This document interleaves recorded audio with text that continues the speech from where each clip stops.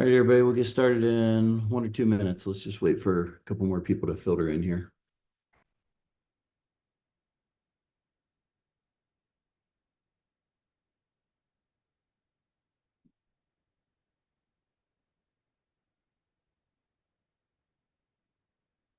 They are flying in. Yeah, I think this is going to be a very big webinar today. So as you guys add in Q&A, we're definitely going to have a period at the end of the webinar to go over any questions. But if we miss anything, we'll definitely reach out, or I'd have you guys reach out to support. That way we can get all of your questions answered. If we miss anything, I don't think that we will. Let's see. So let's see here. Okay, they're still flying in. Let's do another minute just to make sure this slows down a little bit. For sure.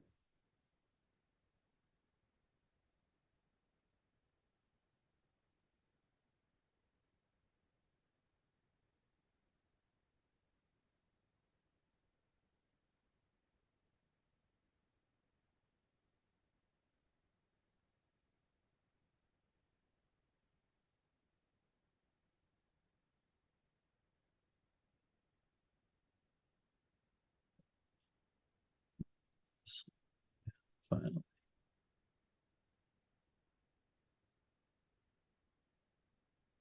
Okay, cool. Let's get started.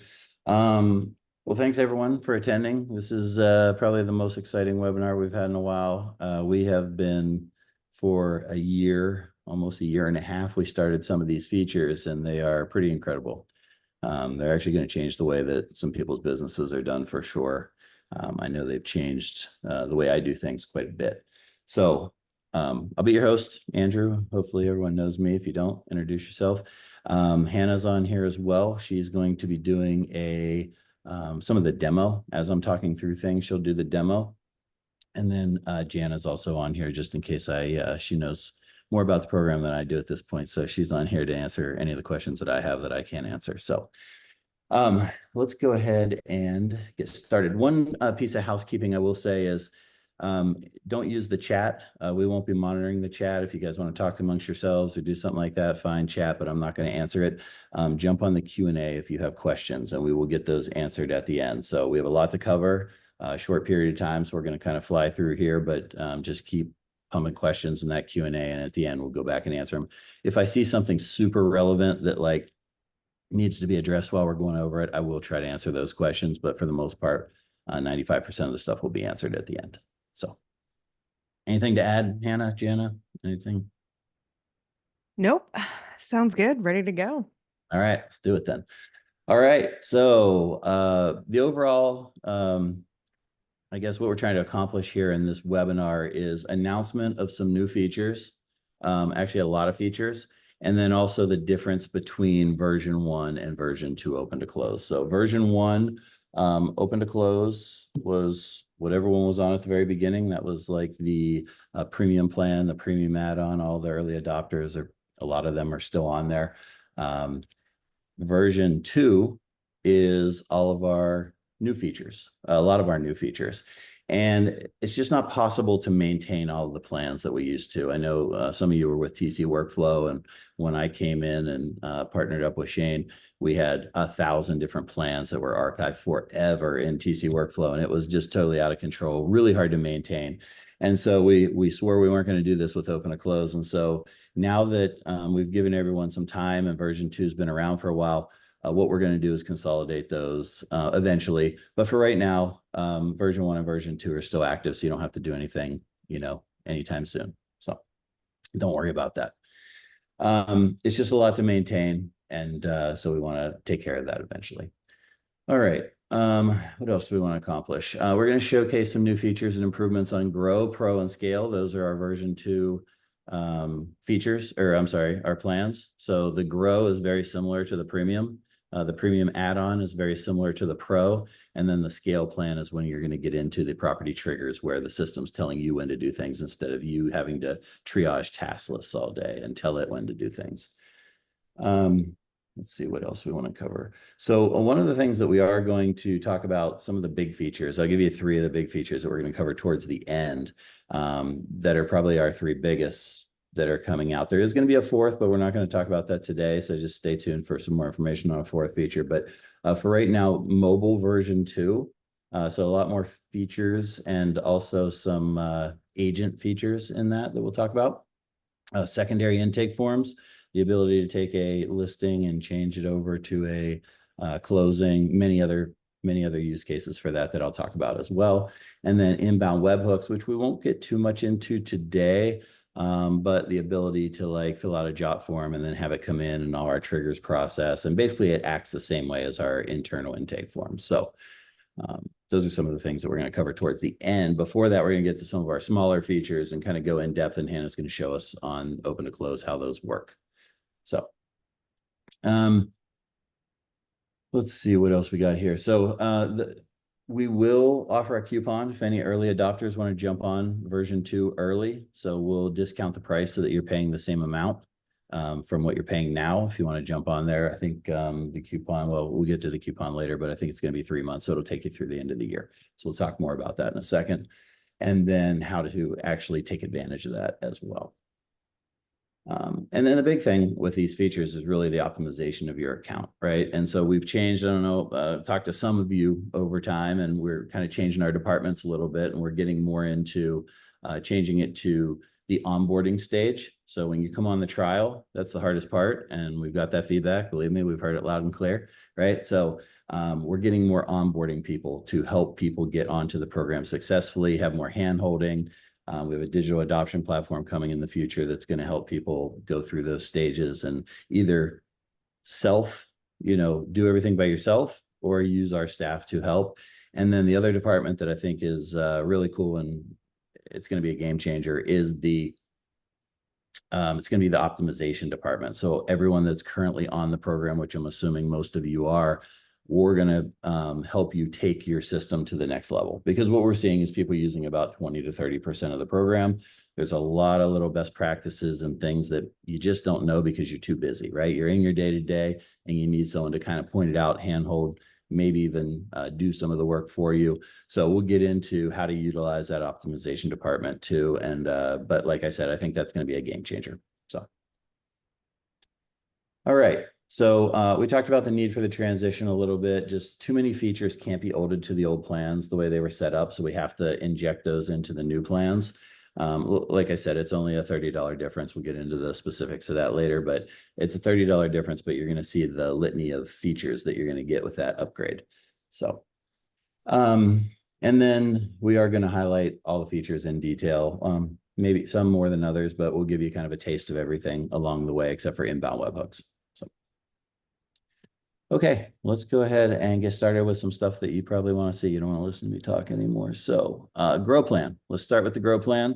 The first thing we're going to talk about, Hannah, if you pull up the field introspection and show them the benefits of, when we got into open close, right, we started adding features and features and features, but there was no, where is this field, right? Like if I create this field, some people were deleting fields. That's another thing I will say. Don't ever delete fields. Put it in an archive section. Make sure you still have it just in case you need it again, because you don't know how much that's connected throughout the program, right? A field could be connected to your smart blocks. Field could be connected to your tasks. Field could be connected pretty much everywhere. What happens is if you just change the name of that field, right, it will update throughout all those things. If you delete that field, it's gone. Like you just broke all your connections. And so you have to be really careful about deleting fields. So one of the things that Hannah's showing you on the screen right now is the introspection tool. And what you're going to do is you're going to go next to the field and you're going to click on this little, what is that, an eye button? Has a An little eye. icon. Yeah, and then little information button. And when you click on that, it's going to show you everywhere that field is connected throughout the program. So all your email templates, all your task templates, all your smart blocks, it'll have that connected so you can see how important this field is. Or if you accidentally created two fields with very similar names and you can't remember which is which and which one you connected and which one you didn't, obviously there's some other ways to do it, but you can click on this introspection tool and see everywhere in the program that it is connected, so you don't accidentally delete something that's very important. Anything else you want to add on that, Hannah or Jana? No. Perfect Okay. review. Okay, great. Let's go into subtasks. Subtasks, we've been asked for this for a while. It's been on the version 2 for the Grow Pro and Scale for a while now, but people are finding all kind of cool use cases for this too. So it's not just subtasks, right? So you can add as many subtasks to the task as possible. I think as many as you want. I've never tested more than probably 40, but I'm sure you can go up to at least 99. We'll say that. So you can put your subtasks in here. And the cool thing about subtasks is you can either have it so that you have to check off that subtask to be able to check off the parent task, or you don't have to. So maybe it's just information only. We see a lot of people using this for a like an internal details or a like how to, right? How do I do this task? So if you're out that day and you have someone else doing it, they can pull up the subtask and see exactly step by step how to do this. Now, I prefer still to put that in the internal details button in the tasks and have a written out. You can have a link to a video. You can have all kinds of stuff in there. But some people prefer subtasks, so they're using it for that. And then they're just not checking this box that says subtask must be completed before the main task can be completed. Okay. So you do have notes on those, right, Hannah, on the subtask. You can put notes in there as well. Go back into that subtask real quick. Wanted to go to a property that actually has one on it. Those Okay. my main buyers. Yeah, so you can either use it as a subtask or you can use it as kind of a instructional. Like I said, I prefer internal details for the instructional, but you know, it's personal preference. It's your state, it's how you work, it's your workflow, it's all those things that really depend on what's going to be most beneficial to you. So you can see here that Hannah's adding a subtask right now called testing. You have the, yeah, there you go. You have a note, and that's going to tell you a little 1 in there. So you have that. You can delete it. You can complete it. Do whatever you want. So anyway, a lot of people are using subtasks that are on version 2 now, and they're really liking it. We're getting some really good feedback on that. So if you have some feedback, we already have a list of 1,000,000 ways to make it better. But for right now, that's what you got. All right. So next thing we're going to talk about is the reporting dashboard and the widgets. And so one of the things that people wanted was some reporting. Now, let's see what you have on here. You have the list. Okay, great. So here is your reporting dashboard. You can filter by your agents. So you can report on just one agent. You can report on all your agents. It'll put them in different colors. You can report on your users. So if you want a TC stats, how many transactions is this TC handling this month, or how much volume are they handling, or whatever. So where this reporting comes from is your custom field. So you can create a field called peanut butter, right, tomorrow. And then you can start reporting on the field peanut butter. And Hannah's showing you kind of the list of all your fields, all your subfields there. So you can get in there and see, like, under your status, you're under contract, and just report on your contract. You also have the ability, which is really cool. So Hannah, let's go over to the dates and show them how custom you can make like some of the filtering on this. Definitely. So when she clicks on here, you're going to see the years, and that's great. But if she clicks on the box at the top there, go back in that date real quick, and then click on the top. Yep, right there. Now you can come in here and say, I want this to be last quarter, next year, all those sort of things. Now, when you select these, it's going to keep it in sync with that. So as you go into November, it's going to change from September to October on your reporting. So it's going to keep those in sync. So last quarter is really last quarter. Last week is really last week. If you want something very specific that doesn't change, like you had a record month and you just want to show all your people a record week or something like that, you can actually go put the hard dates in there. You say September 1st to September 7th, and then you can report on that. Just know that that's never going to change, right? Because that's a hard date. So, okay. So and the other thing in here is going to be, you can make a line chart or you can make a bar chart. You can see the difference between the left and the right there. You can pick which agents or users are on this and being, showing their transactions. You have the year reference. The year reference is really important, and you'll get into this, right? We're not going to go into super detail, but this is kind of an important one, because if you're butting up against the new year, you want to know what date you're reporting on, right? Are you reporting on the acceptance date, which is December, or are you reporting on the closing date, which is January? And so it could throw your numbers off a little bit. I always had a problem with that in some of the systems I came from, is like, it's still showing this as the last year when really it's going to be in the next year. So you have a little bit of control over that and what you're choosing there. And then you also have the field type. So we'll get to this in commissions, but you can actually report on individual agents and the commissions if you set it up correctly. And so you can see how much you've paid Bob or Sally or whoever, and you can individualize this a little bit. The cool thing about these reports is you do have the ability to take this data and push it out of our system. So if you're already using something else like Google, Studio, or one of those things, DataBox or Salesforce or whatever you're using, you can pull this data out through the API and you can push it over to where you need it to go. And if you want like just a spreadsheet, we talked about this on my webinar with Daniel the other day, but we have some resources for you as far as like just having an export that goes out every day at 10 o'clock at night, or you can just have webhooks controlling it. And anytime this field changes, push all the data out and update the spreadsheet so you can have a real-time spreadsheet going if you want to do something more involved. Or I've seen some teams that have some really elaborate spreadsheets with like 18 tabs on them that they used before open to close, and they want to continue that. Okay. So someone said, can you please show us how, so you probably don't have this section right now. It is the icon with the little graph there right above the calendar.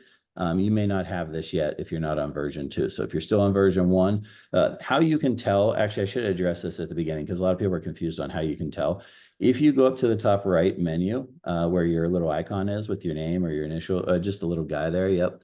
And then you go into, you don't have to do it, Hannah, but like if you go into that plan ability, it'll tell you premium add-on, and I think those, and maybe plus, I think we still have some people on plus, which is a very limited version of open to close. So anyway, once you get in there and you see those, you can contact support, say, I want to upgrade to version 2. They're going to change you in the back end of the system to wanting version 2, and then you'll have the Grow Pro and Scale plan to choose from. Okay. Once you initiate a version 2 plan, then you're going to see a bunch of stuff come in. So you're going to see a lot of features, and we're going to go over most of them today, but like there's a lot of them that are going to come in and you're going to have more access. So going back to reporting, the cool thing about reporting is you could take this data and put it anywhere you want and manipulate it however you want, which is really, really powerful because to me, I want to be able to report the way I want to report. And what if I'm reporting in Salesforce and I'm reporting in Airtable and I'm reporting in DataBox and I'm, who knows what, I see crazy systems all the time where they're reporting in 3 different places one's for leadership, one's for the agents on a screen up in the office, one's something else. You can push this wherever you want to go, and you can push all at the same time and have it go to 3 different places, depending on how good you are with either hiring an API person or doing it yourself, right? You can use Zapier, you can use Make, you can use a lot of those programs as well, but the API is free to use. You're just going to have to pay for the upfront setup. So, okay. And just adding that in there too, one little nugget I found to be really beneficial is, when I'm working with different team members, we have like gamification in our day-to-day in real estate, and being able to know what our KPIs numbers are is a big part of, setting that up and really just bringing awareness to the amount of production that your TCs and admins are doing.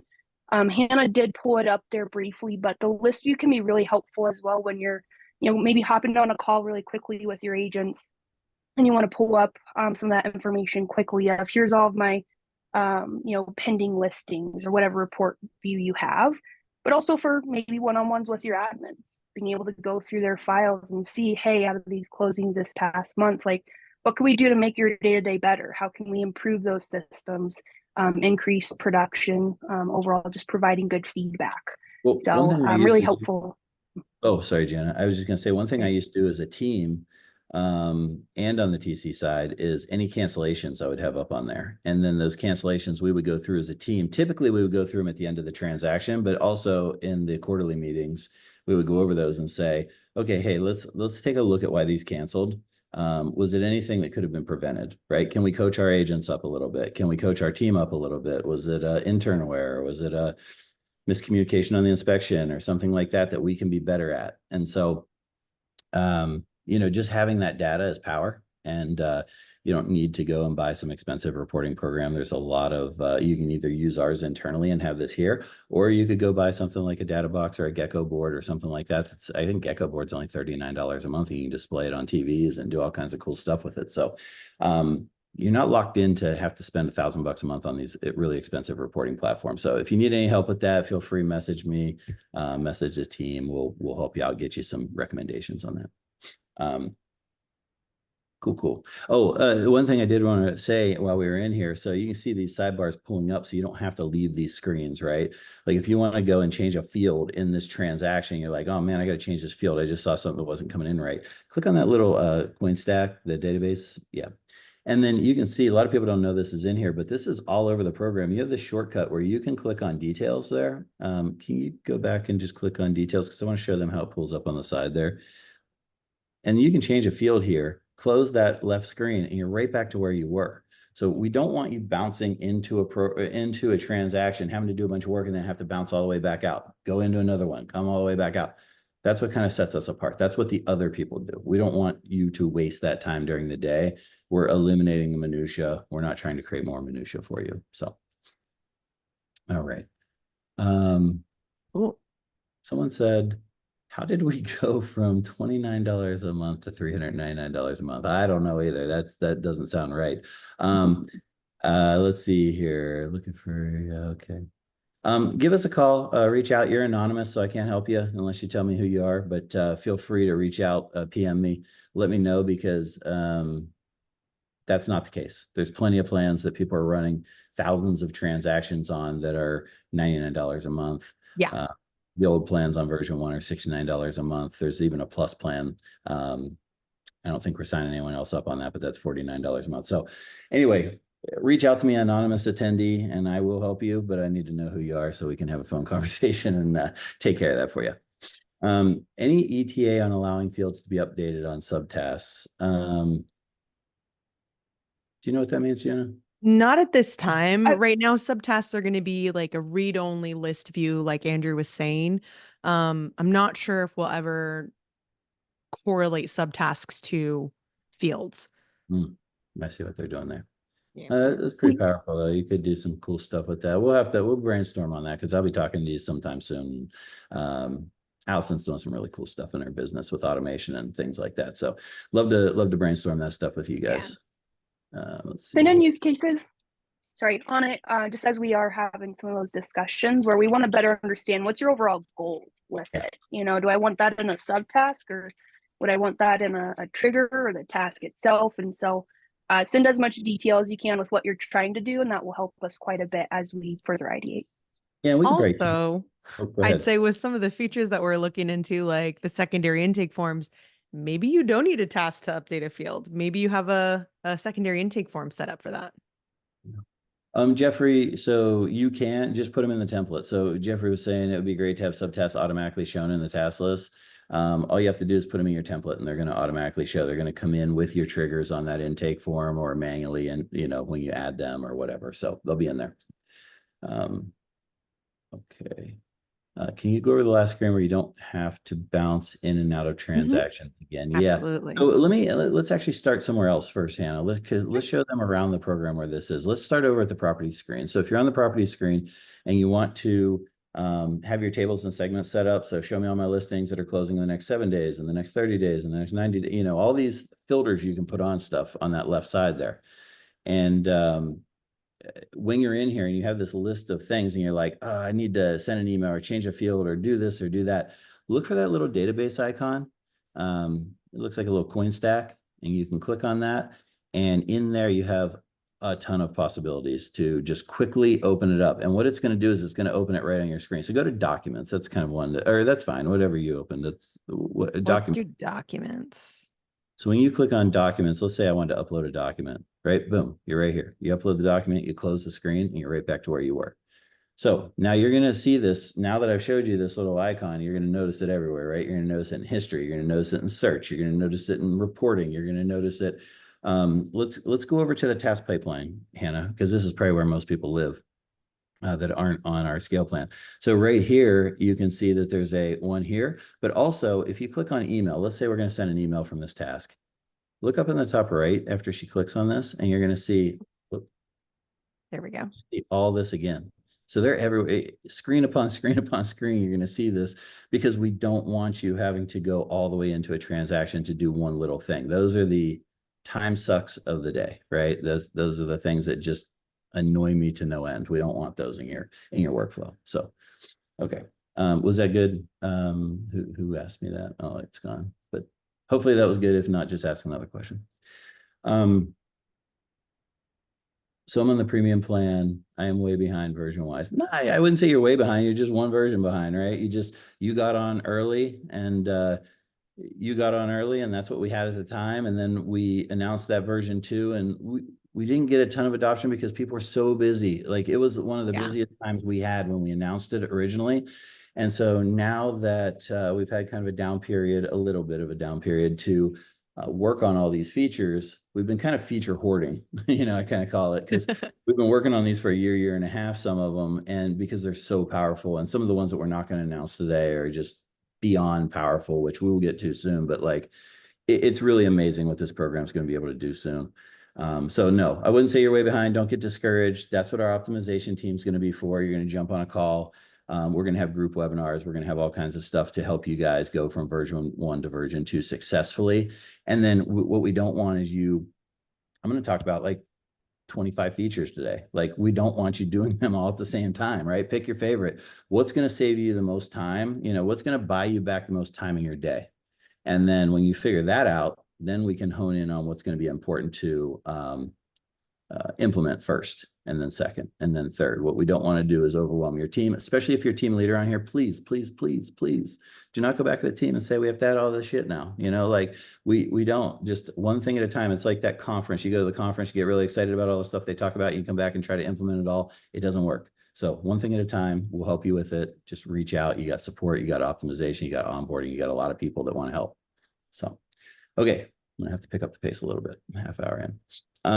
Okay, commission calculator and commission templates. Hannah, can you bounce over to those? So we have a really cool commission system. Our commission system is going to be very scalable. It's going to be able to go out, I think it's 40 levels. And so Hannah's showing you just some of the base features here. We're applying a template. The cool thing about it is you can have these things come into your fields, right, from your contract. So you have some of the data. What happens is you can have, once you apply the template, you can have that field data automatically come into the commission template, calculate all your stuff. And then all the things that were calculated, you can push back out the fields. Now, the cool part about that isn't just having them in the fields, though. It's being able to take that field data through a webhook and push it out to maybe a brokerage system, like a SkySlope, a Brokerman, a .loop, a Reason, one of those guys. And so you can pull this data just by a couple clicks, have this all calculate, push out to your fields, have the fields initiate that webhook and push to wherever you want it to go. So really, really cool stuff. You can show the different stages. So do I want to show the calculation of this, or do I not want to show the calculation in the PDF that I can print at the end of this? Do I want to show the buyer name? Do I want to show the address? Do I want to show, like, there's a million different things you can do. And we've done some really complex ones. Shout out to Mark Z. He gave me a run for my money. He has a lot of really cool stuff that they do with Zillow. And, it took me a good 2 hours to kind of think through their situation and be able to calculate things here and then push it down to the bottom and then take it out a couple levels. But we can help you with that stuff. You don't have to think about that stuff alone. Once you get the hang of it, though, it's funny because people look at it and they're like, oh, I don't know if I can use this. And then we show them how to do one. And then next thing I know, they have 20 of them and they're just thriving in the system. And they're automatically pushing this data out to other places, Follow Up Boss or, DataBox or wherever. So, Jeffrey, I'm not going to talk about that today. But yeah, integration with Command, we have talked to them. We haven't had much progress, so I would say that one's probably off the table until at least early next year. But I'll let you know if that pops back up. Let me see if I can clear out a couple of these questions here. Will everything transfer from our premium over? Oh, great question, Chelsea. Yeah, all we're doing is changing the version. All you're going to do is get additions to what you have. Nothing is going to change. None of your templates are going to change. None of your data is going to change. Everything's going to stay the same. Okay, let's see. David said, looking forward to seeing if there are any changes to virtual whiteboard features, capabilities. Love that. All right, awesome. Thank you, David. You're the greatest. What about creating attractive PDF versions of commission demands with logos? Sure, let's talk about that. So you got a logo right there. You can upload your logo, and then down towards the bottom, I believe, right? Is that where? Yep, you can download your CDA. And so what I was showing you is in each step in here, you can say what you want it to show on this PDF. So you can have different versions. You may have one version that goes to the title company with very bare bones stuff just for the settlement statement. You may have another version that goes to the agent that has all the detail, right? So they can make sure everything's right. And then you can have another one that goes to your compliance department with whatever they need, right? So they're not looking at too much or too little and you're confusing them. So you can kind of duplicate what they want. So this may not be the right view for you, what Hannah's going to show you here, but you have the ability to show or not show all of this stuff, and then put a bunch of widgets up at the top too with information from fields and information from contacts and things like that. So, all right, let's blow through this next bit. So that was everything that comes on the grow plan. Sorry if I wasn't clear on that. That's the grow plan. That's the base plan. Those are the things that come with that. Okay. Now you are limited on the number of reporting and commissions templates that you have, okay, on those things. Typically, and I can't remember, I think it's 1, 4 and unlimited, but it could be a little bit different from that. But basically it kind of scales up as you go up. So if you need more, you would have to jump to a new plan. But a lot of people get away with just the first 2 levels for sure. All right. Pro plan, let's go to the pro plan. So if you're on the pro plan, you'll get all of those things. Plus you're going to get the DocuSign integration. So if we could bounce over to documents. Oh yeah, it's right there. And the cool thing about the DocuSign integration is you can select a bunch of documents, right? And so let's say you select, I don't know, just select a couple of those, Hannah. And then under options there, you can click on options, and then you're going to go to the DocuSign. And once you click on that, I don't know if you have one hooked up here. You don't. Not yet. What you would have here is all of the options that are in, not all of them, but most of the options you have in DocuSign. And it's going to say what contacts do you want to include? And it's going to be a list of your contacts in that transaction. What documents do you want from our document list? And typically you choose that up front, so they're already in there, but if you need to add one, you can. Do you want a reminder to the client? Do you want this is the most important one, actually. Do you want this to come back into open and close once it's signed? Like, that's my favorite one. So you're going to put that, you're going to check the box, and it's going to use our property email address to send that back fully signed and put it in as an unapproved document and alert you to that. So that's probably my favorite feature of the DocuSign integration.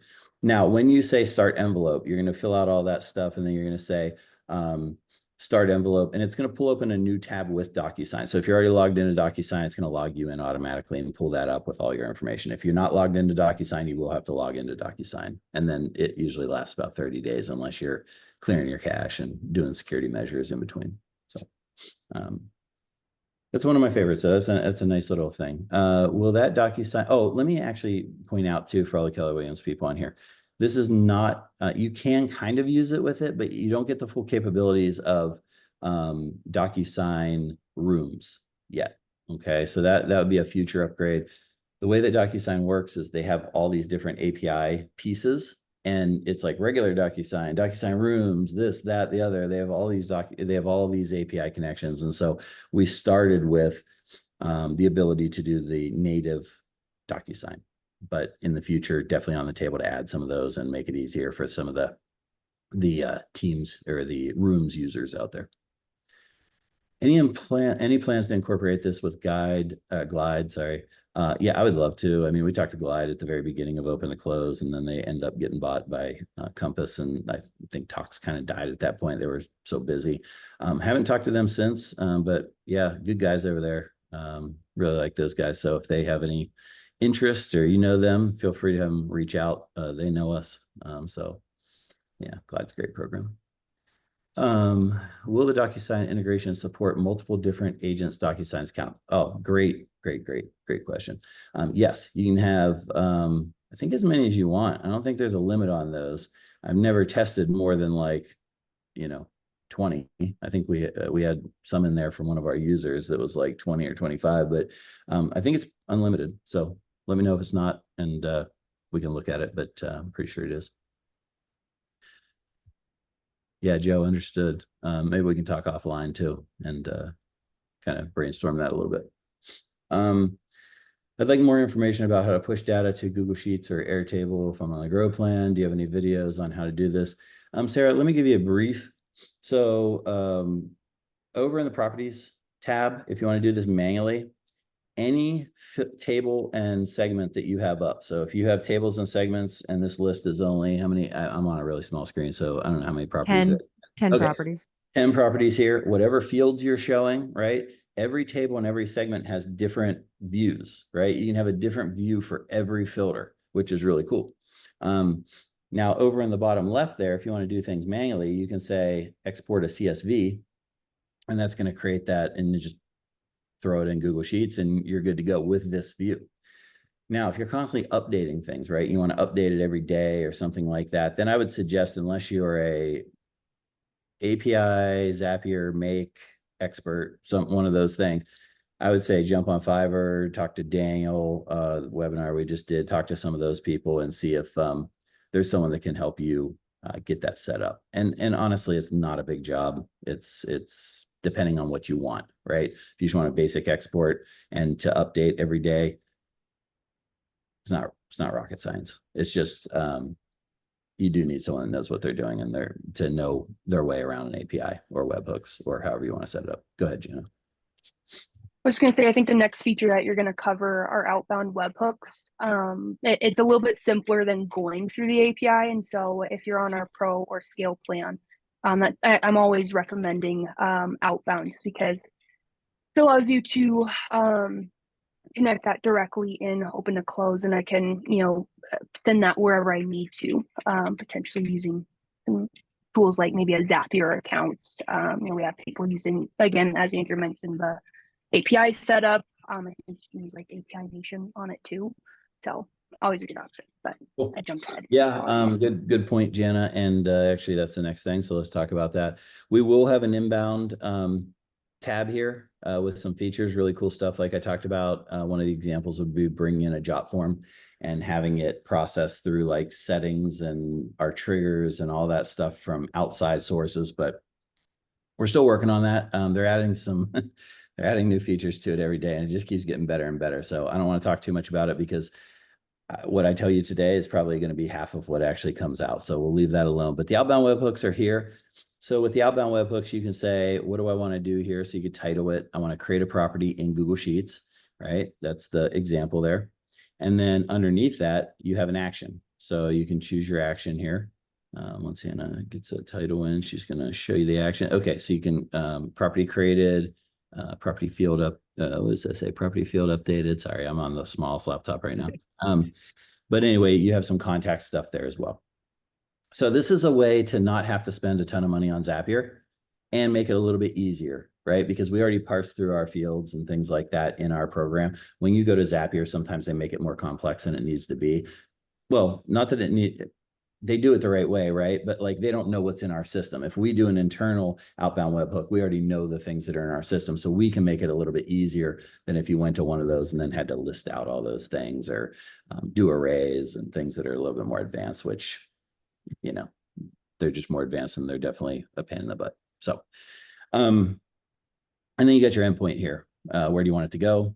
And so you can hit that endpoint and send all this data over. So then you get your follow-up boss in here too. So anyone that's sending native tasks over to follow-up boss, we do have that in this menu as well. Okay.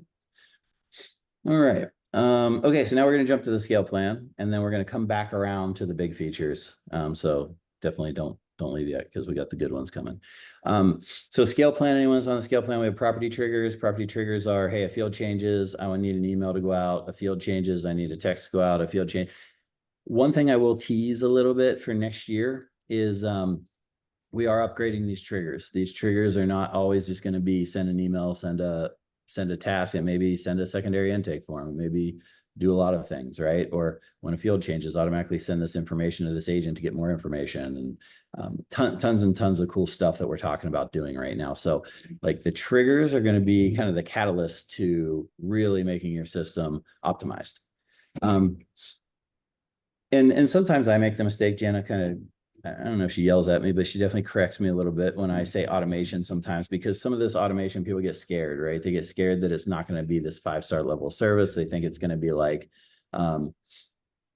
impersonal, right? and that's not what we're going for. So if I ever say automated, it doesn't mean that it has to go out automatically. You can always check it before it goes out. We have a lot of guards around that, have you probably seen in the program. And then the other thing is, we're only looking to enhance the minutia, the stuff that, you know, you could teach your dog to do, right? Or double input, triple input, these things. We want to get rid of that out of your day. So when I talk about automation, I'm not talking about trying to be a robot and not give your clients good service. So I just want to point that out because I do get that a lot, and that's not even close to the point. Okay. Let's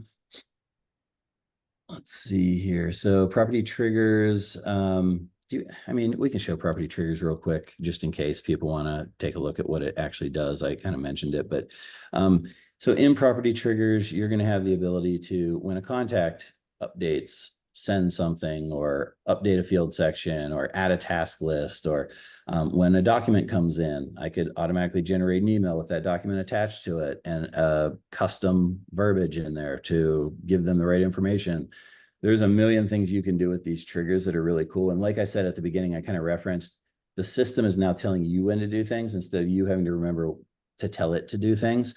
So, you know, my pet peeve obviously is manual input, as you can tell from this conversation. But we used to have a piece of paper, right? Back in I'm old. So we had a piece of paper and we had 100 pending files, and we would look at one page and we'd go through it and then we'd put it in the back.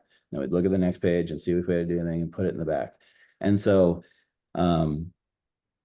triggers were kind of the way out of that when I first started creating triggers. And triggers are just conditional based stuff, as Hannah's showing you. So it doesn't have to be just a field. It could be when a field changes and when a document gets uploaded, something happens. So you can have and/or conditions. They can't get complex. We always start out with some easy ones just to enhance your flow. Take some tasks, turn them into triggers, get used to it, and then go from there. So that's kind of triggers. We won't go too far into triggers. If you want more information about triggers, definitely reach out to the team. We'll give you a good, Hannah will jump on. Schedule a call with us. Yeah. I'd love to see your guys' systems to see what kind of property triggers is going to make your guys' process a lot easier. Questions? Have you talked to app files? No, we haven't.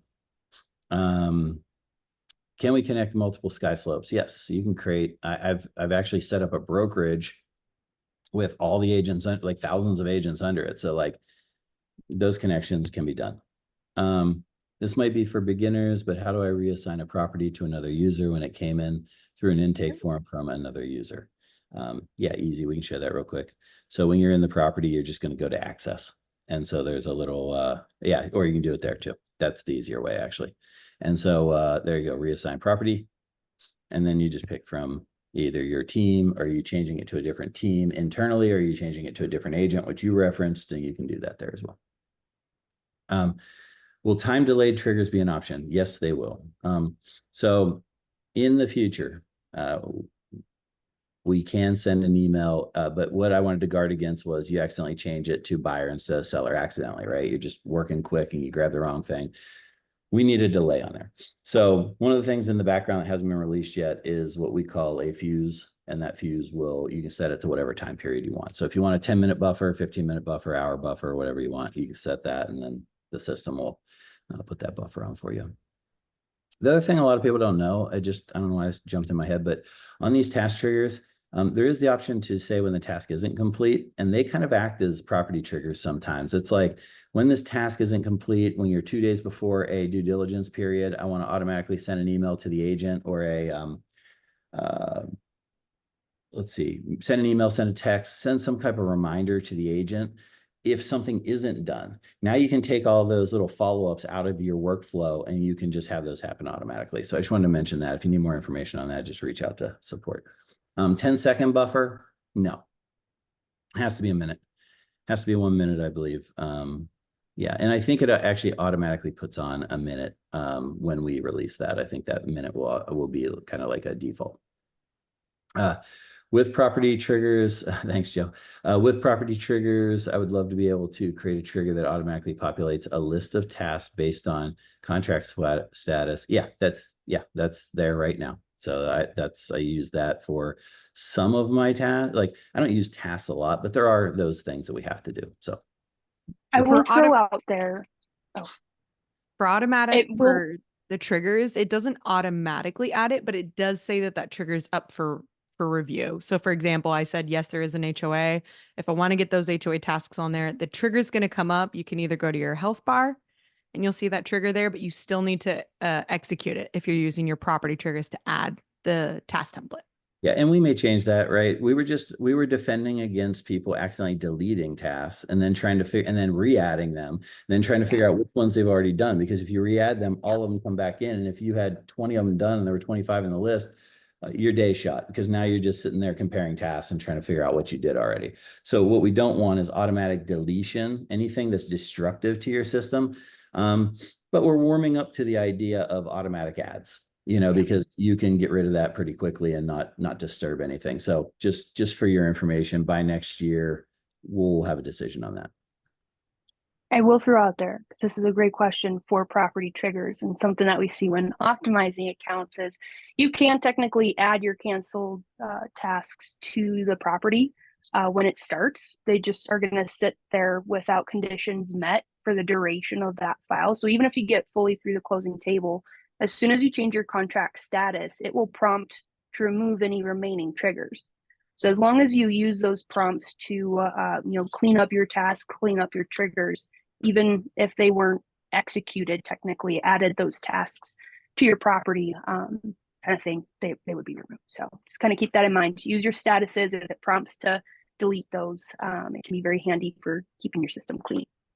Jana warned me that I was going to go over before we started this, and I am going to go over, but we will send out the recording if anyone needs to bounce. But it's going to take a little longer. We still got a lot of new features here. Trigger pipeline. Basically, I won't go too much into this, but basically the same as the task pipeline, but for triggers. And so you're going to see that list of all your properties, of all the triggers. If you could just click on that, Hannah, so they can see what it looks like at least. Task triggers, right? Nope. Or task conditions. The trigger pipeline right under the task. I'm sorry. Here we go. So same kind of format, except for obviously it's not like the next 7 days. It's immediate, the ones that are ready to go immediately, the past due, the today, the tomorrow, all that good stuff. So if you are in the scale plan using triggers, this is a great place to work out of, because now you can kind of time block, you can create filters, you can create these snapshots. So you're only looking at the ones you need to send right now. Lots of things you can do there. Like I said, if you're talking scale stuff, call Hannah, set up a call. Task condition locking. This is really cool. So when you're in the task pipeline, or when you're in your task list of a transaction, doesn't really matter. You can set a locking mechanism on these tasks. And what it does is, if you have some inexperienced people on your team, you can say, well, I know I can't check off this task until this contact is added and this field is added and this document exists. And so now you would just put those in as conditions. And when they go to check off that task, it's going to be like, sorry, you can't check off this task because you didn't upload this document. You didn't add this contact and you didn't change this field. So it's just a little bit of a fail safe if someone's filling in for you. You should have your subtasks, your internal details, so they can follow the process and do it right. But this is a nice little thing that one of our users requested, and it's been great for me. Task trigger conditions. Okay, so if you're on the scale plan, not only do you have the standalone triggers, but you also have the ability to add conditions to these triggers. So let me give you an example. You have a home warranty, right? Client made a decision on the home warranty, could be the task. When you check off that task, if they chose yes, if that field is yes, they want a home warranty, then you could have triggers relating to that. And the condition can be, if it's yes, do these things, right? Send this email, send this text. If they said no, and that field is a no, then you can have other emails send instead. So instead of the one saying, here's our recommendations and blah, blah, blah, blah, blah, you could just send one to the title officer saying, they chose not to get an inspection. You don't need to worry about it for the settlement statement unless they change their mind before now and closing, right? So now you can customize these where you're checking off one task and it's reading your fields, your contacts, and your documents, and it's saying, okay, which one of these triggers should be sent? Not all of them have to be sent. So. And if you guys have anything to add, just feel free to jump in here. I'm just trying to kind of blow through some of these ones on the scale plan. Okay, messaging. It's kind of like a little mini Slack in our system. We are making them better, but they're pretty cool already. And so you have a little message here. You can create a new message. You can grab anyone in the transaction to send it to. And the cool part about these is it's going to send it out as an email, but when they respond, it's going to come right back into open to close. So you don't have to triage email all day. What else was I going to say about that? We will have push notification and text in the future. So if you have a preference on your people.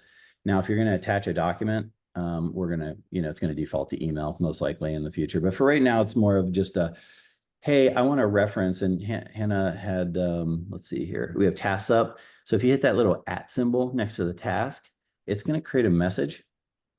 Go ahead and click on it. I just want them to see. And then it's going to reference that task right there. So when you send this to your agent, they'll have a little reference on which task this is.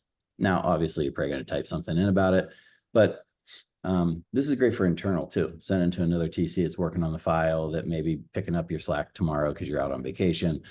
This would be a great thing. You could also put notes in the tasks, but there's a million ways to do these things, but these messages are great. Halfway through the message, if you want to take the client off and you just want to say something to one of your colleagues, you can actually delete people off of this message halfway through. So lots of cool stuff you can do with messaging. I do want to highlight, you can use smart blocks in your messages. You can triggerize your messages. That way they act exactly like an email. If you are working, yes, and you templatize them, you actually can convert an email template into a message template just to save you time. But if you are working with an agent portal user, it will also prompt them with that message in their agent portal app on their new mobile app, which we'll cover here soon.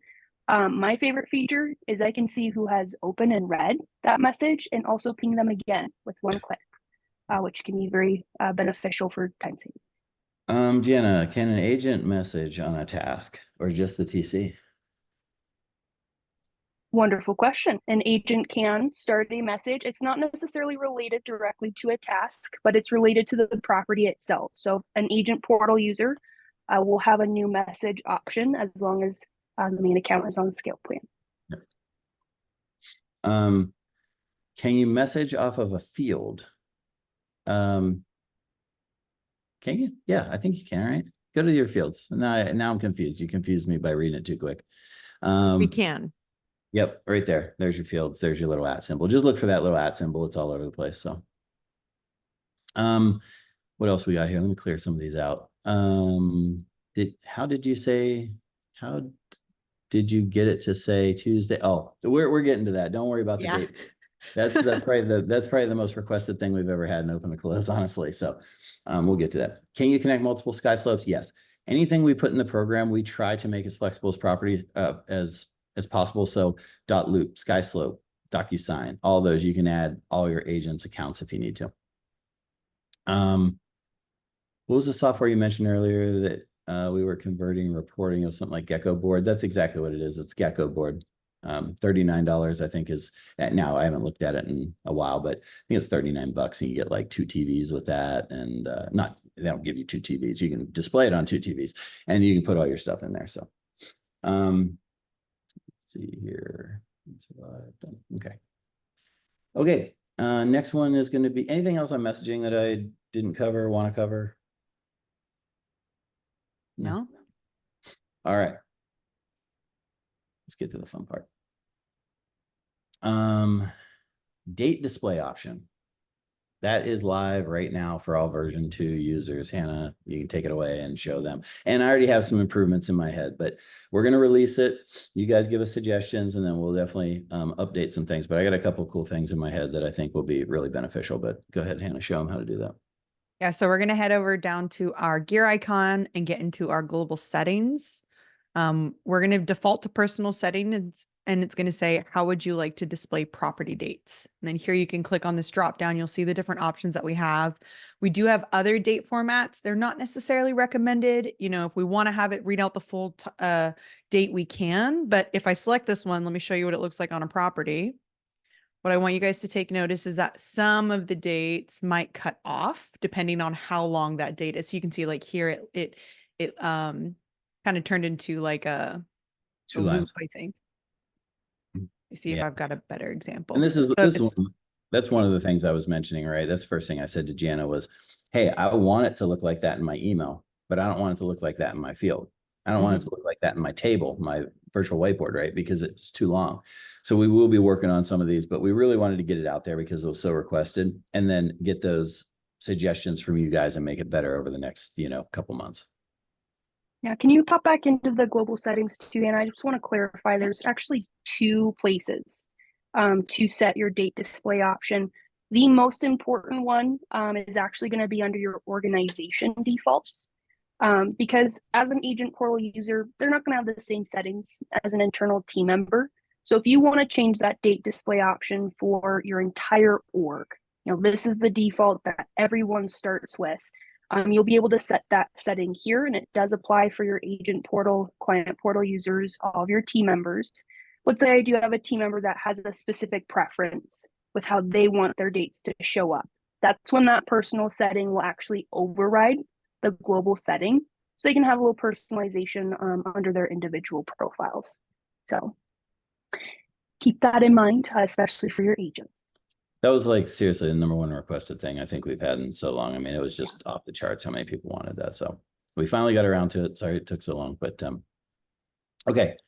Next thing is a missing document filter button. So Hannah's going to go over to, there you go. Go ahead, Hannah. You can kind of walk through this with them.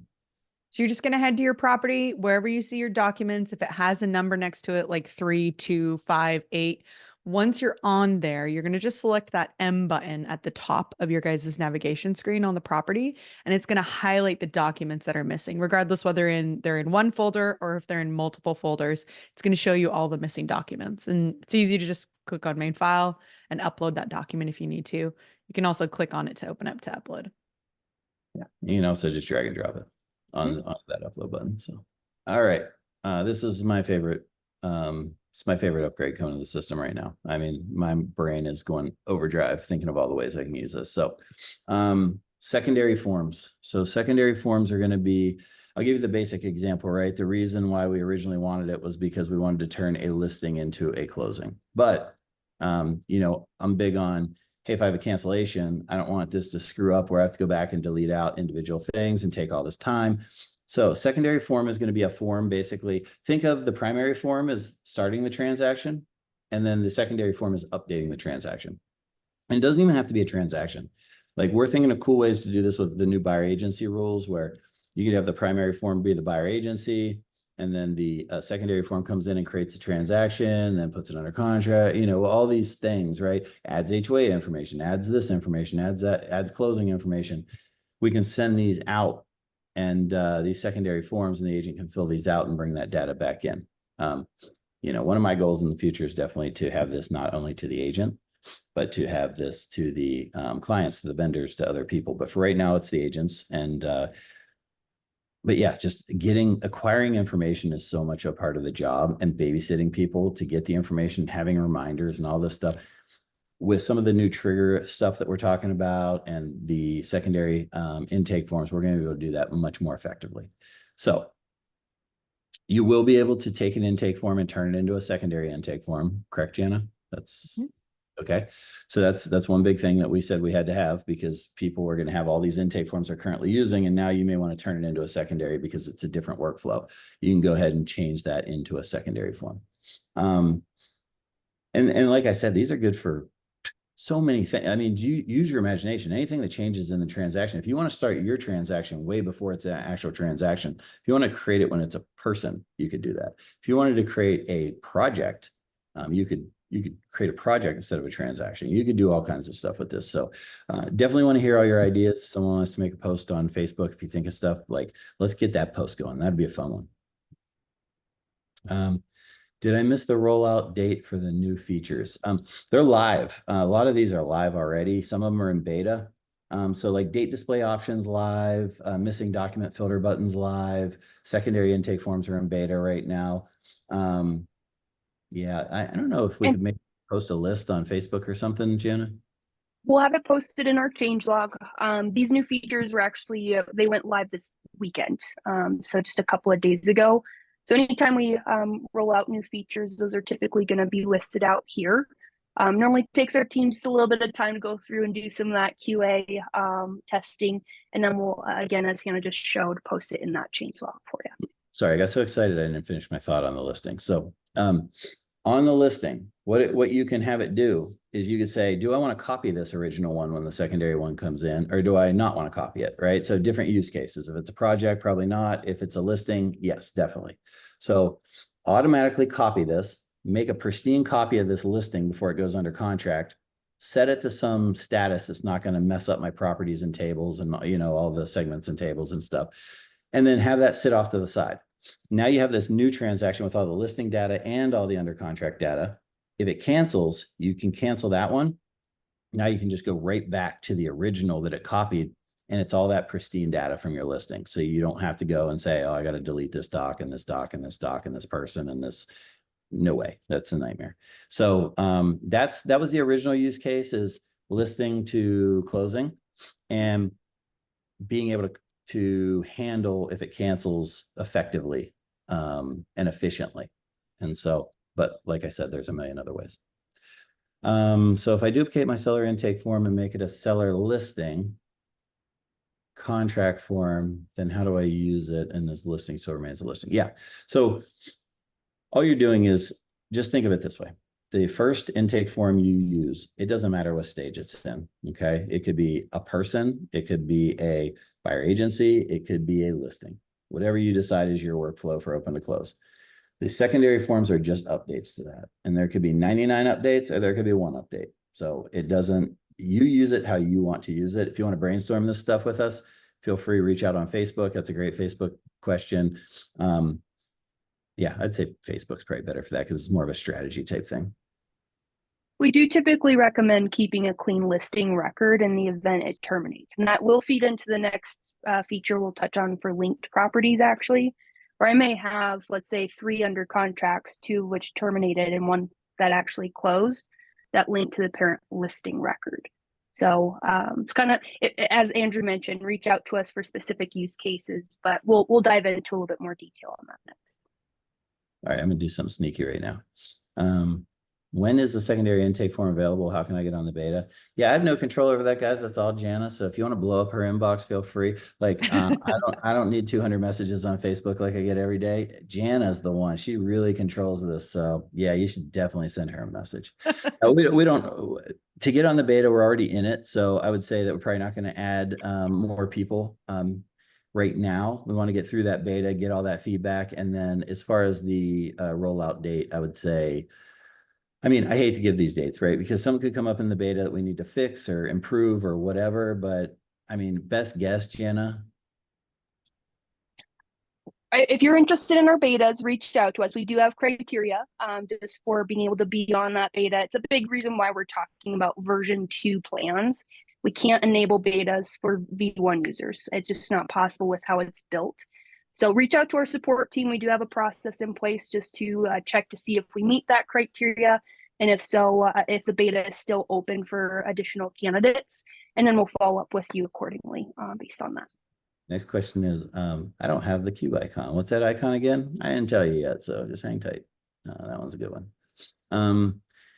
Are secondary intake forms available on all plans? Yes, but there's going to be a limited amount on the, I believe the Grow plan will have 1. I believe the, and don't quote me on this, this could change, but right now the idea is 1 on the Grow, 4 on the Pro, unlimited on the Scale, but that could change before we release. Maybe more of a beginner question. How can I effectively close a file once it's recorded? Is this mainly with the filtering? Yes, it is. It's totally with the filtering. We had to make this as flexible as possible. So all you want to do is, if your status is settled, closed, whatever it is, right? And then all you're doing is looking at your filtered lists. So you see all your closed, you see all your settled or under contract or pre-list or whatever. So yeah, everything's handled through there. And then you just got to get really good at filtering and making those lists that are going to enhance your day, right? You only want to look at these 10 transactions at one time. You can pull up your list for that. Show me all my stuff closing in the next 3 days, or show me all my inspections happening in the next 5 days. I want to take care of all that today. So, and if you want more information on that, call David Breckheimer. He'll give you a master class in time blocking. How do I find the secondary intake form? You will not find it yet. We will let you know when it's available. So that one's in beta. It will be out soon. When When I'm creating a new property, can I default specific property dates fields to be set to a specific color? Yes, if you're on the Pro plan or above. That is not a feature on the Grow plan. And I'll just kind of tease it. I mean, probably next year sometime, but we have been talking about probably pre-populating fields as well. So if you have if you have some data that you want in a field, we can automatically put it in that field. So we're definitely going to explore that in the next 12 months or 18 months, definitely. Will there be additional filter options on the property tables? You just tell us what you want. You know, like if people have suggestions on that, tell us what you're looking for. We have talked about some things that we're exploring. Some things get a little bit more difficult than others just because of the way the database handles things, but always open to hearing what you would need and why you would need it. If anyone sends me like, I need this, my next question is always going to be why. What's the use case? How many people is this going to affect? How many transactions would you use it on? You know, give me all that information up front so I don't have to ask you 5,000 questions, because really it's about, is this going to affect most of our users? That's how it gets to the top of the list. And is it going to affect most of the transactions that you're dealing with? So we're big about the why here, the why and the end and the use case. Okay. Inbound webhooks. We talked about that. I'm not going to talk too much about it, but basically it's just the idea of having outside data, wherever that comes from. It could be an intake form. That's what we see it most with, but it could be anything. It could be Salesforce, could be follow-up boss. All of a sudden you want to take these fields at some certain point and bring it over to open and close, map them to open and close stuff, initiate a transaction, do all these things. We can do that through inbound, and we'll give you more information as that gets further along. Link properties. This is a really cool one. So if you have a listing and you're not going to use secondary intakes and you want to still have a listing and a closing separate from each other and, you know, not part of each other, Hannah's showing you how you can link. You can link multiple properties. So now you can bounce back and forth between properties. So I can say, I want to go to the terminated, you know, maybe there's 6 terminated contracts on this goofy house that you can't get people through an inspection on. Well, now you have 8 linked properties that you can bounce back and forth just in case you need a piece of information without having to search every single time. Yeah. Just a little nugget on that too. When you duplicate a property, it will auto link it. So if you duplicate through secondary, inbound, the manual duplication process, that linking will come through. It is part of the beta though, so it's not going to show up for users until those secondary forms are released, unless you're on the beta. Also, I would show in your property view, you can see all of your linked records at the far right end of that list of fields. Yep. Margaret has a really good question here. And it's, when do we use the Idea Lab and when do we talk to a team member? I would say always use the Idea Lab so it doesn't get lost, right? Mm-hmm. But if it's more of a strategy question, like maybe there's a way to do this that I just don't know, I would post it on Facebook. And then when I approve those, I'll usually give you an answer like, I only know of these 2 ways to, you know, get to the end result here. But that's a really great idea. Put it in the Idea Lab. I always say that. So put it in there. And a lot of people are, you know, messing with us, right? I always get it. Like the Idea Lab is the place where ideas go to die. Like I've heard that several times. Believe me, that's not true. Every quarter we look at that list and we see how many people is it going to affect? What's the, you know, how much we can automate by using it or how much we can take out of your workflow by doing it. So yes, things have been on there for 2 years. They're just not, they just don't fit into what we're trying to do with the program at this time. Doesn't mean in a year from now, it might not be the greatest idea in the world. It's just at this time, we need to do what's going to affect the most people and have the most impact. And so, you know, and there's other things too, right? Dates, great idea. We've had that forever. It was a back end thing that we needed to work out with, like how those dates were displayed in the database and like, can you change them? And, you know, these little things that you guys think are no big deal, right? Because I do too. And I talked to our dev team and I'm like, this shouldn't be a big deal, right? You can just flip this up today. And they're like, oh, by the way, that affects 92 things in the background that we have to go through. So just know that it's not, I'm not trying to make you guys angry by not doing things. We just have to go through this process.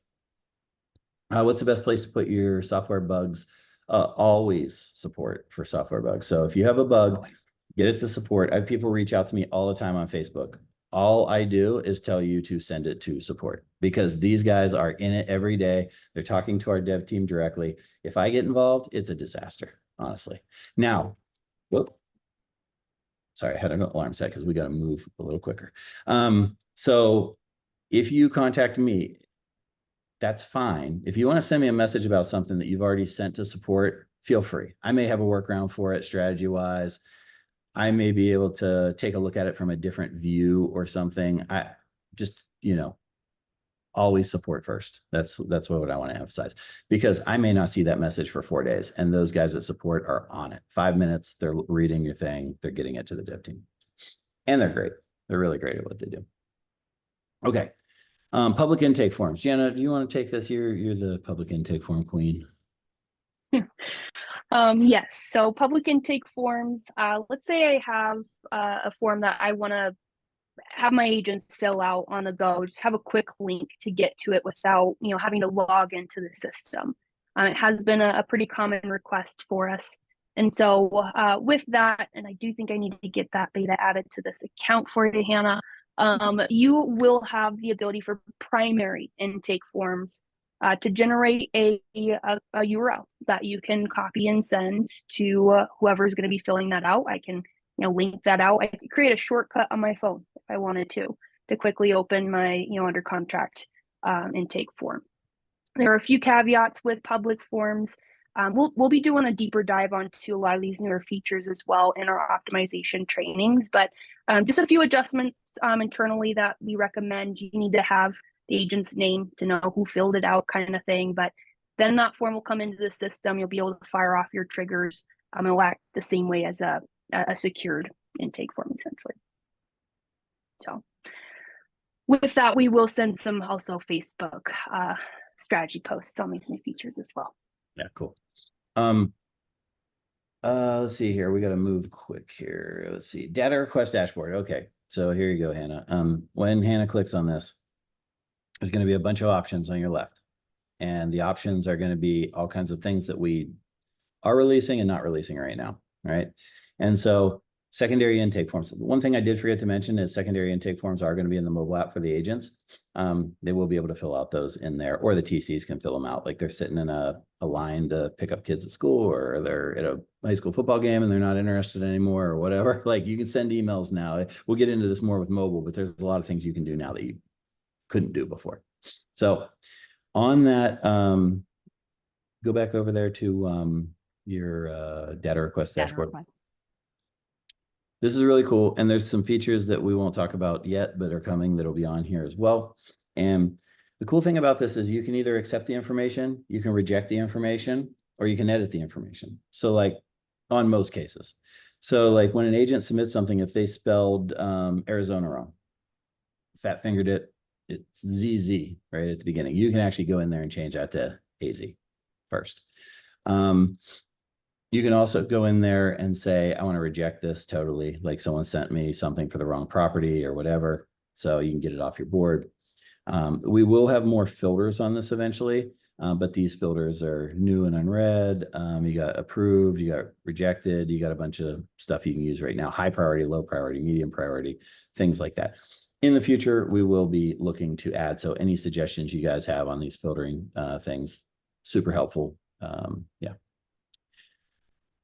Okay, you might as well add property value changes because we can go right into that now. Okay, so cool new mobile app. Instead of read-only, we got an editable version now. We don't have the triggers from the scale plan on there. We do have the tasks. And so one of the things in there is the ability for an agent. Okay, don't freak out. Let me finish my sentence before I say this, okay? You have the ability to let the agent change the field. The field does not change. The field comes to you in this request and says, they would like to change this field to 10/31/2024. Why? There's a little why place, why they want to change it, why they feel it should be changed. And then you have the ability to go in and edit, approve, or reject. So nothing, and I want to stress this, even from Follow Up Boss, from everywhere, anywhere that the agent changes something, it will not change in our system unless you approve it. Okay, it's very important. We sure there's agents on this call. I'm an agent. I can say this. We are very, you don't want us changing your fields, right? It's going to be a disaster. So, but what we did want them is, hey, if they hear about something quicker and you don't want 5,000 texts or you don't want 5,000 emails, let's let them put it in here, put the message in the app. So, and then what else should we talk about? Oh, so mobile app, you're going to be able to check off tasks. You're going to be able to send task triggers. You're going to be able to, Hannah, you've been going through the app. Talk about the app a little bit. You know more about it than I do. I'd like to join it and see if I can share screen for you guys because there's a lot of things that we can do in it. Let me see if I can get us in there. Just be cognizant that we have 15 minutes for our next appointment. And so we have a hard stop at 11 Pacific. We do. Okay. If I can't get in here, that's totally fine. We do have a recorded video for it. But let me just open it up on my phone and I can talk about the different things that you can do. So you're going to have a property view list like normal, right? A similar list to this where we're going to be able to see all of our properties. You'll have tables and segments, the same ones that are in your app. So if you want to quickly toggle to your buyers under contract on your mobile app, you'll be able to. Same thing for the agents. They'll be able to use those different views to review those. They'll be able to open up the properties similar to what Andrew said. They'll be able to send a request to update a date, but you guys will be able to update those dates automatically if you're a team member on the mobile app. Good point. Hey, let me touch on that real quick. There is a box that says, if you listen, send me this person's name. If you trust an agent to change a field, send me their name. I want to give them a medal. But if it's a team member, right, you want to automatically approve those changes. You don't want to have to approve those every single time you input something in there. So we do have that box that says automatically approve this or don't automatically approve this. And so depending on the person and how much you trust them, you have the ability to do that. Sorry, Hannah, that's a really important point. Totally good. I'm seeing, okay. It looks like I can get on. Yay. Let me just. Yeah. Katie, yes, you can open a document within the app. Oh, will it still take you to a browser on your phone? Oh, that's a good question. Hannah, do you know the answer to that? Yeah. Let me see if I can share Sorry. screen. Sorry, what was it again? It's okay. I know you so if you do it on your phone, it will download it into your save. It will download it onto your phone essentially, and then you'll be able to open up that that document on your phone viewer. Okay. Let's see. Did it switch? Yeah, well, it's there, but I see you in there on your mobile, but I don't see the screen share. Okay, let me see if I can switch it on here too, or I'll stop screen sharing. At worst case scenario, guys, I will post this on Facebook today, or Hannah will post it. We'll just put up the video of the mobile of her going through it. And she has a really good video of her going through every step, and it's a nice pace and it kind of goes over everything. It's really great. Did it do it? Nope. No. We don't have enough time to play around with it. So we No will worries. put that on Facebook. If you're not a member of the Facebook group, get on Facebook, join the group. We'll put it in there. Can we start using, when can we start using the app? I don't know, Jana. So mobile app is going to be available for team members right now. Initially, again, it's one of the betas. You can reach out for it. There is some information that we're going to need from you to make sure that we can get you onto the beta. It's mainly just figuring out whether you're an Apple user or an Android user, and we need to know the email that's associated with that Apple account or Android account. That's going to be what is going to be needed to get you guys set up on the mobile app. Do we have a ETA on how much we have? Like, I don't think we have. Let's not give ETAs because like I said, we're in beta. So if you want to be on the beta, great. But whatever comes up during the beta, we have to fix before it comes out, or maybe improve. Maybe if it's something that's just like, we have to have this before we release. Someone gives us a great idea. So I'd hate to tell you it's going to be 2 weeks when really it's 2 months. So if you want it that bad, get on the beta.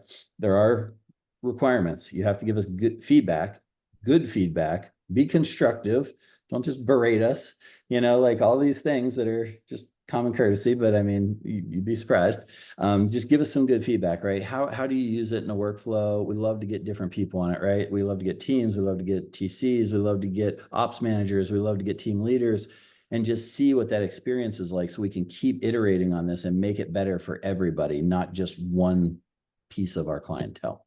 So, and then will there be a log? So any of those changes, Tiffany, are coming into that data request screen. And then when you accept them, you'll have them in an accepted, you'll have all those in there, like the old ones. One of my favorite things I will throw out there for property value field changes is our dev team actually did create a history log. That way, when you change the value of a field, especially through the mobile app or from an agent, you can actually go into that field and see the field history. So that is also going to be paired with the data request log as well. Is that live? The field? With the beta, okay. Yeah. Yep.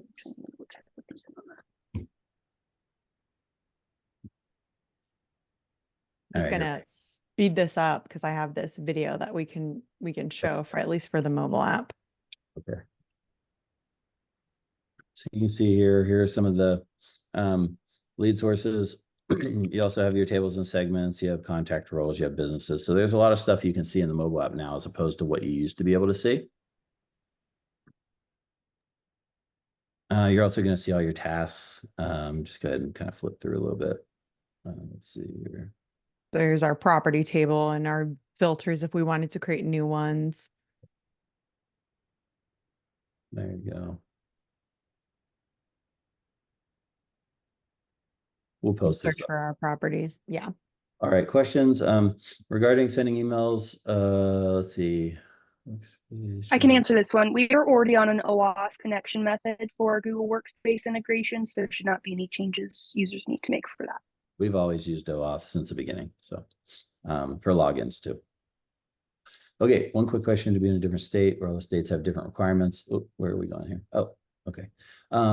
Form dates, CR, et cetera, we need an individual for each state. No, you don't need an OTC system for each state. I would say that if you are going to be over 5 states, that's very just like out of my head, right? It could be 3, it could be 10, right? Depending on your flow and how similar those states are.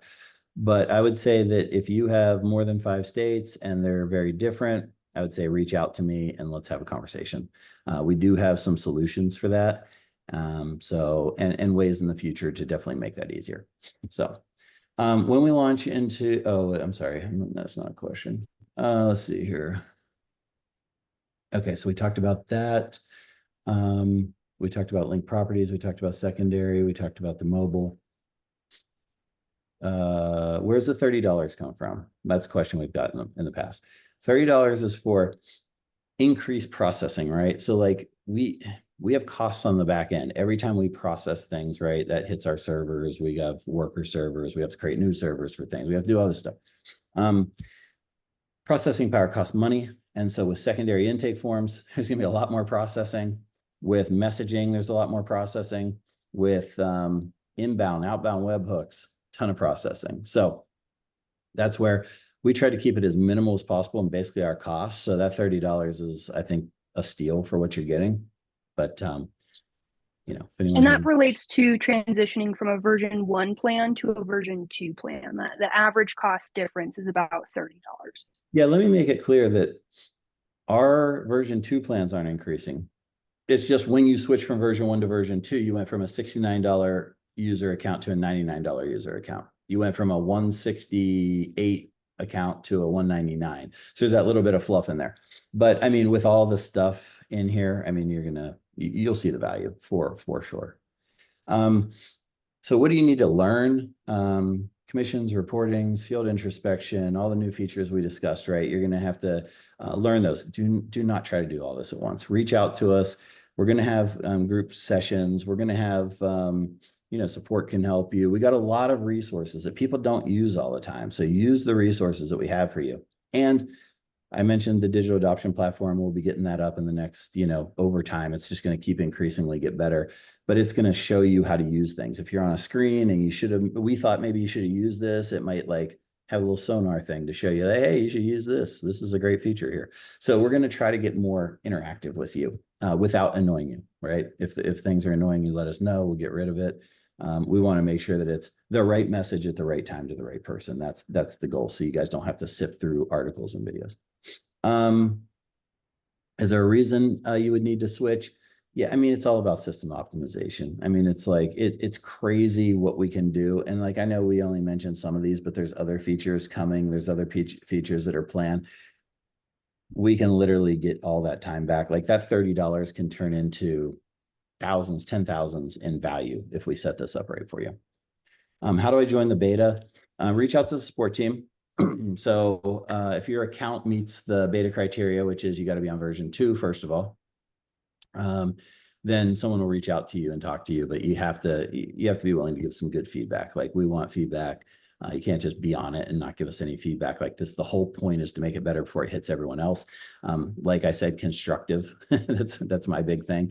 I will kick you off the beta if you're not constructive. If you give our staff a hard time about things, if you go to Facebook instead of coming to us, I will kick you off the beta very, very quickly. So just know that. Strategies to minimize disruption. Wednesday workshop. That's going to be your best bet. If like you're that. switching from pro to grow, come to Wednesday workshop. What is new on pro? I'm just coming from the premium with the add-on. What am I going to see on the pro plan? What am I going to see on the grow plan? That's the best place to come so we can take that review and look at your, the new features that you guys have in your account. Yeah, that's the best. I mean, Wednesday work, you guys should be there anyway. If you have the time and you're not like swamped, if you have other people on your team, like encourage them to go too, because they learn so much. And we see the people that attend, it's crazy how much better their accounts are and how dialed in they are. Support and resources. You got Wednesday workshops, like we said, that's live. You're asking Hannah right on the spot what's going on. She's going through your account or our demo account, depending, and showing you how to get that stuff done. It's invaluable. So thank her when you see her. 101 articles. We got a bunch of articles to go through and show you how to do things. And then we have the V2 new feature review video will be coming. We'll have videos on each of these things to give you more in depth. And then from there, it's really, we're expecting feedback. Like, tell me how you were using it constructively again. But tell us how you're using it. Post it on Facebook. Let's get the discussion going so that we can improve these things and make them better. Okay. Benefit, I would say, is there's a lot of value in here. So today, since you don't know what V2 is, so we're going to do a coupon. We're going to do a coupon until the end of the year, basically. So if you get on in the next 7 days, it will not, this coupon is gone after 7 days. We'll give you a $30 discount each month until basically the end of the year, about 90 days. So the next 3 billing cycles will give you a $30 coupon. So you can test it, you try it, make sure you like it, make sure you're getting the value. So anyway, for the action takers out there that want to improve their systems, people that are motivated to get more efficiency in their system, I would highly, highly encourage you to take advantage of it. It's no more money. If you don't use it, you don't use it, but you get 3 months to try it. And I think you're going to like it. Let's see what we got here. But how do they go about that, Gianna, if they want to? So one of the things I did mention was you're going to have to reach out to support to go from version 1 to version 2. They're going to have to flip you in the back end. Are they just reaching out to support, or is there anything special they need to do when they do that? Nope. When you're just moving from a version 1 plan to a version 2 plan, all you have to do is start a chat, email support. They'll make that back end adjustment. And then you guys can upgrade, downgrade, try out grow plan or scale plan features just by going to the profile icon in the top right corner of your screen. Yeah, Joe, the pricing is at, go to our homepage and go to the pricing tab, and all the pricing is there. And if you scroll down to the bottom, you'll see all the, like, what comes with each. So it'll say like, this gets 4 intake forms, this gets whatever.